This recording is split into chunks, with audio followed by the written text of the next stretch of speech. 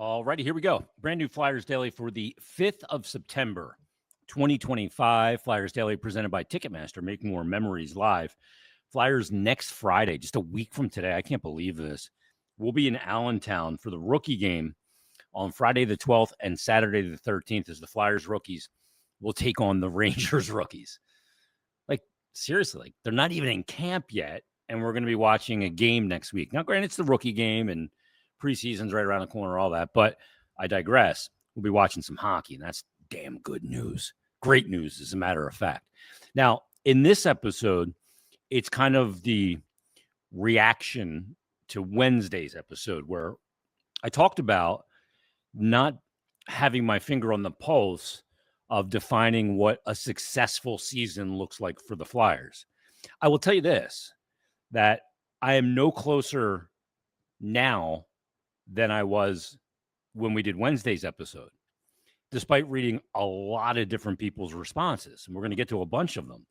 Now, as I'm recording this, we're getting ready for the Eagles to start their game and start their Super Bowl defense. Although they would tell you that they're not defending anything because it's a new year, which is great. But how they determine success this season is obviously by winning another Super Bowl. They're in that window. They are one of the top teams in the entire NFL and were the top team last year.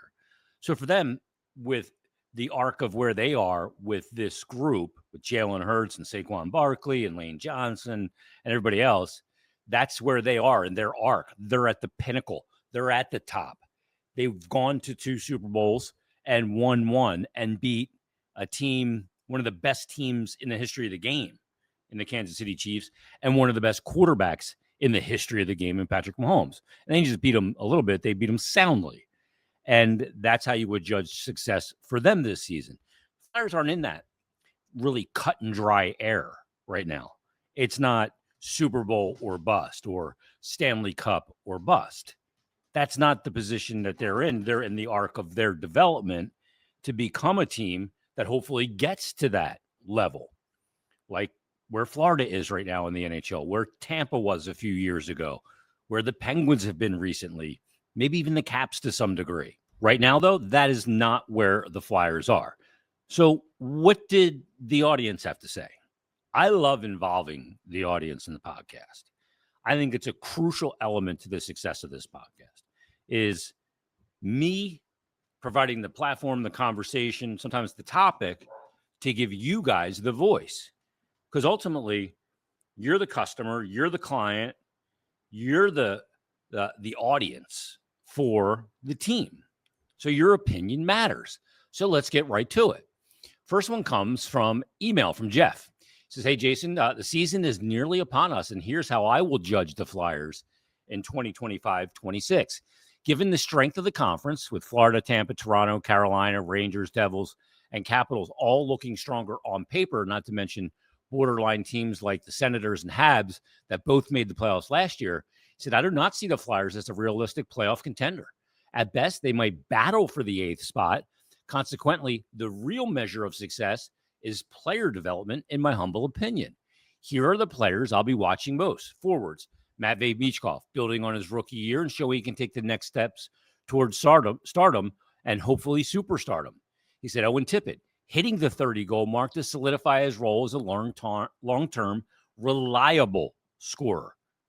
Key word there that he used, Jeff, reliable scorer. I love that. Trevor Zegras, bouncing back and proving he can be a top 6 forward, ideally at center, and a core component of the Flyers as the window of contention begins to open up. And he said, Jet Lachenko, if he makes the team, his development is a key storyline, and ideally, he becomes a core member of the team for years to come.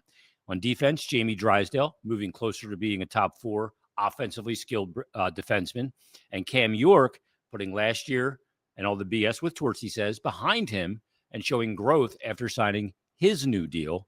And then obviously goaltending with Ersson showing whether he can be a legitimate number 1, and Dan Vladar proving if he can be more than just a backup and possibly a starter himself. And he said also coaching, given that this is Rick Tocchet's first season, it'll be his ability to put the stamp on the team in a positive way is just important as individual player growth.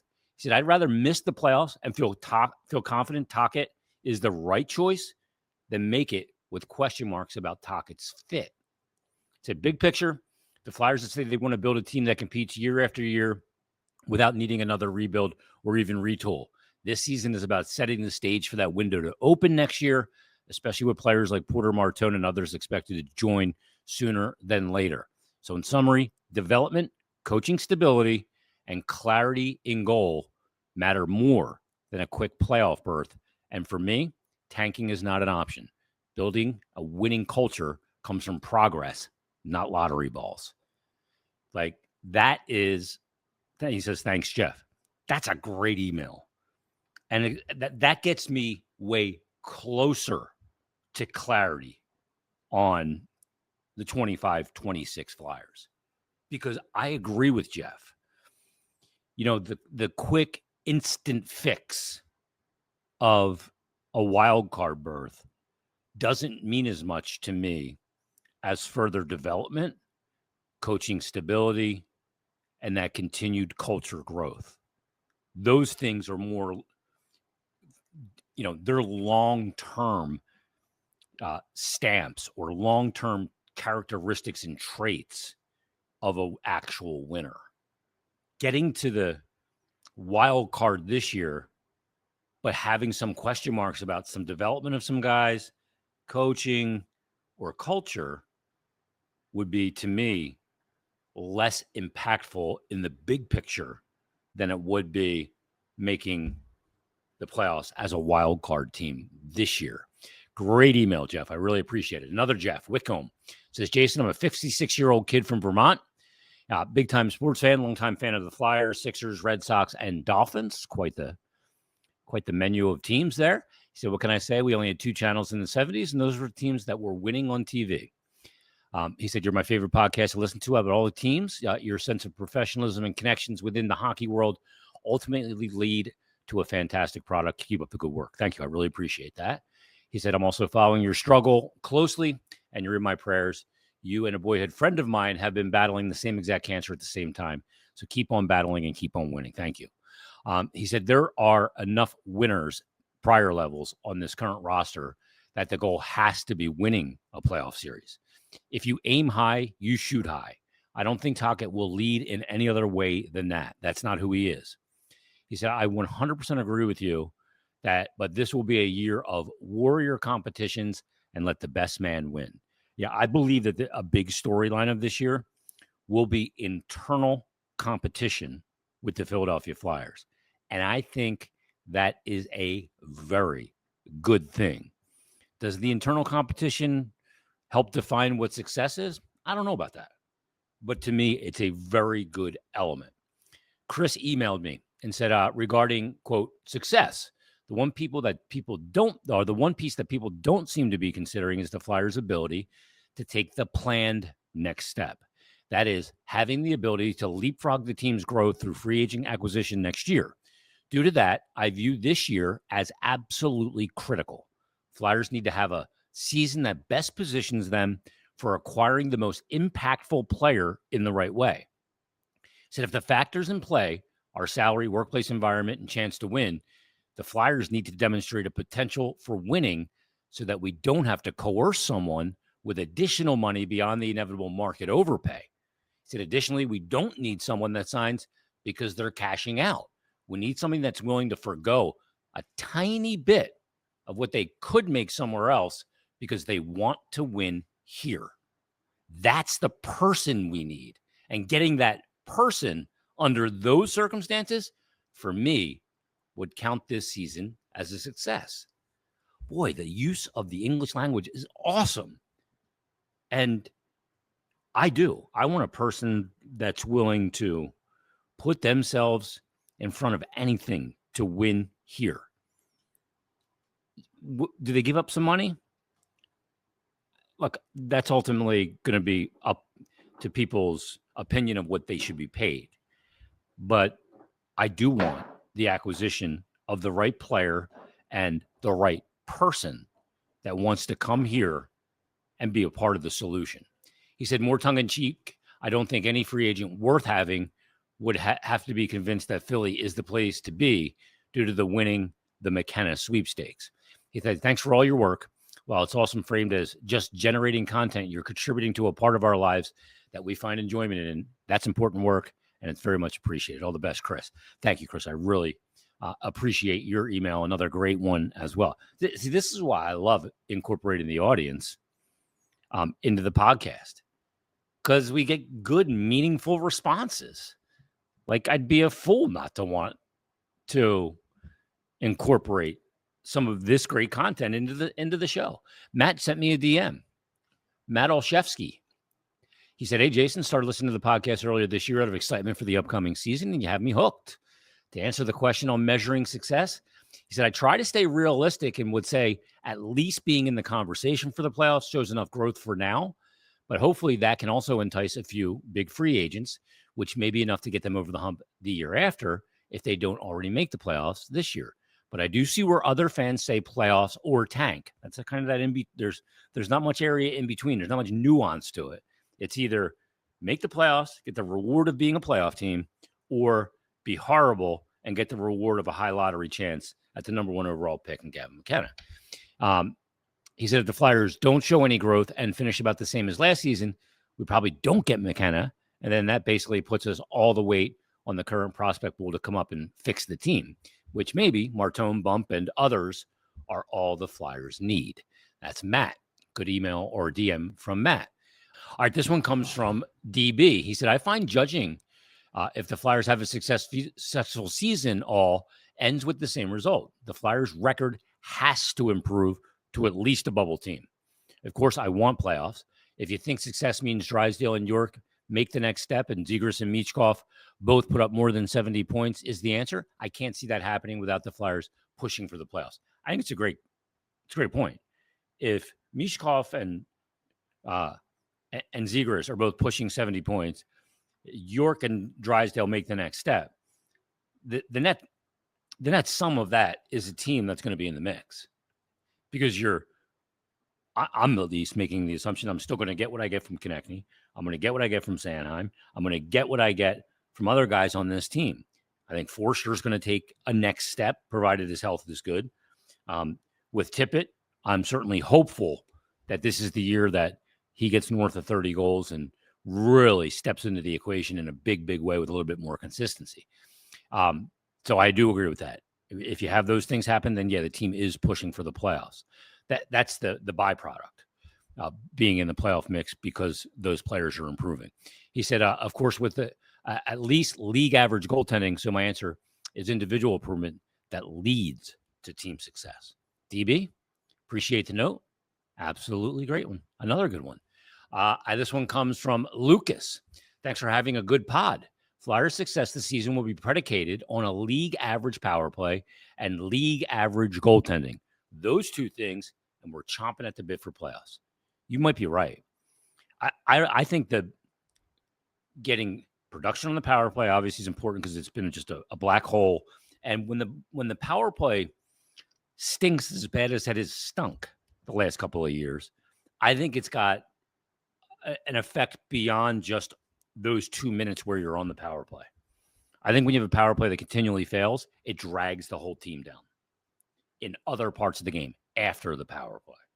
I think it becomes something that pulls other elements in. He said also goal production from a committee of sorts. Breakdown needs to be as follows: Michkov with 30, Forster, Tippett 25 to 30. I would say Forster, Tippett more 30 than 25, and maybe over. And he said, calling it now, if Bump excels out of camp, 20 goal scorer, TK will be a point per game player. Great note. Again, great responses in regard to this question about what success looks like. I got this text from Chuck. He said, hey, Jason, this may seem like a really odd question, but what is the wall color in the room where you do Flyers Daily from? We have a room in our house we want to paint, but can't decide on a color, and that looked like a good option. Yeah, it's actually just like a dark gray. It's like a charcoal gray it's not a satin finish. It's like a matte finish. So it's very mechanical looking. And like my ceilings are not, they're not drop ceilings that it's just basically exposed, and we spray painted it black. It looks very industrial in the studio. So there you go, Chuck. Let's read some of the comments from the YouTube feed. Flyers Purgatory said, okay, listen, I was purely team tank when Danny came in, but that ship has sailed, and I really don't want another decade of mushy middle mediocrity, so got to hope Danny's plan works. That being said, success to me is the 8th seed. Sneak into the playoffs with the hope they at least get mediocre goaltending. Obviously, bad goaltending can ruin a season. Been there, done that. We've seen it, sure. But put some Ersson struggles on system confidence from it, and then just him being bad. And I'd hope we see continued improvement from Mishkov, Forster, and a York bounce back, paired with the addition of Dvorak for faceoffs, Zegras for power play, and getting the new coach bump with Rick Tocchet. Anything below a last just miss out of the playoffs would be a bad sign for me, and most likely free agents and RFAs next offseason. That's the trickle-down effect. Good note. Joseph says, to me, the Flyers should be a bubble playoff team. Very similar. Looking at the Metro, I think the Flyers should be fighting it out with the Rangers, Islanders, and Blue Jackets for 4th in the Metro, and this is one measure of a successful season. The other measure is continued player development. We've heard this a couple of times now, and the infusion of good young talent into the everyday lineup. He said, I don't want to see Nick Deslauriers playing on the team this year unless there's a bunch of injuries. I want to see Lejenko playing top 6 minutes down the middle, and I want to see other players like Grons and Bump getting consistent minutes at the NHL level. Maybe even see a surprise young player blow people away this year. If this happens, I will consider it a successful season. Lee says, great show today. Flyers need to solidify all positions on the team. 2 goalies, 7 defensemen, and 14 forwards moving forward from the last 2 seasons. Better net minding and defensive play could make them closer to a playoff spot this season. I agree. The environment in the D zone has to improve. If it does improve, and it usually does under Rick Tocchet in the box and one system, is that enough to prevent more goals, give up less from the other team, maybe score a little more with an improved power play that puts you in the balance of that, where you're at least even when it comes to goal differential? He said, all the fans, when the McKenna pick, lottery pick is out there, and tanking this season does not necessarily guarantee the top pick, as we saw last season. Some people also believe McKenna is destination is Pittsburgh, so either make the playoffs or be in a position to win the draft lottery or get a top 3 overall pick. One more. John says, great episode, and always hoping your health keeps improving. Thank you. My health is improving. I'll give people an update. I'm having my next round of scans. What that means is I'm having a CT scan of my chest, my abdomen, and I have an MRI of my pelvis. And that will determine the exact efficacy of the chemotherapy and then the chemotherapy and radiation treatments that I did over 7 months. And we'll make decisions based on that. But I appreciate the note regarding my health. Success for the Flyers, in my opinion, is what we find out who takes the steps forward in development. Damn, we've heard this a lot in the response to this. He said, I don't need a playoff or bust, but being in the mix would be great. It's fun. I agree. It's fun to be in the mix. He said, I believe we can establish clear roles, scoring, power play, penalty kill, defense, goalie. The team takes that next step. Getting the new coach's philosophies are vital, and getting players with the skill set to carry it out is also vital. He said, I'm excited to see improvement in the players to go to the next level. Great stuff. Awesome replies by everybody. I got more too. Maybe we'll have some more on Monday with Bill and as we go into next week. But defining success with the one thing that was repeated was, I don't need a playoff spot. I'd like to be in the mix and be fun. But the continued development, individual development of key players moving forward. Love it. All right, everybody, thanks for listening. Thanks for watching. Go Birds. We'll be back on Monday with Bill Melter for a Mondays with Melter edition of Flyers Daily. Have a great weekend.